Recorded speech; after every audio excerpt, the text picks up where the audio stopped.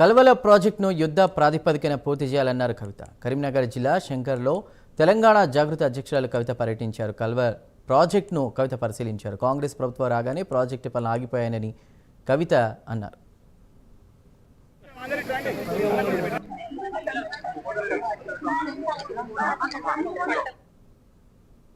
Project దగ్గర ఉన్నాం. ఈ కల్వల దగ్గర ఈ మత్తడి కొట్టుకపోయి దాదాపుగా 3 సంవత్సరాలు కావస్తున్నది.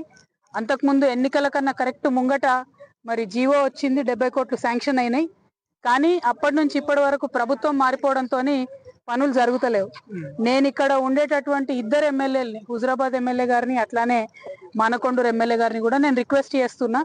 మానకొండూరులేమో మత్తడి ఉన్నది, పార్కమేమో హుజరాబాద్లో ఉన్నది. అందుకే ఈడ పని చేస్తే ఆయనకు పేరు వస్తుంది, ఆడ పని చేస్తే ఈయనకు పేరు వస్తుంది అన్న లొల్లితోని పని ఎవరు చేస్తలేరు. అట్లా కాకుండా దయచేసి 6,000 ఎకరాలు పారాలే.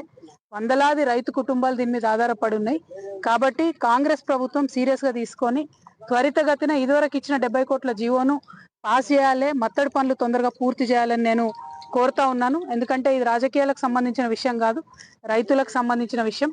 రైతు ఎవరికైనా రైతే. ఆయన పని చేయకపోతే, ఆయన పండియకపోతే మనకెవరికి కూడా తినడానికి తిండి ఉండదు. కాబట్టి రైతు లేనిదే రాజ్యం లేదని చెప్తా ఉంటాం. అది నిజం చేయాల్సిన టైం ఇప్పుడు వచ్చింది. పార్టీలకు అతీతంగా ఆలోచించి తొందరగా ఇప్పుడు రిపేర్ చేయించవలసిందిగా, ఈ కల్వల డ్యామ్ ని రిపేర్ చేయించవలసిందిగా, మత్తడిని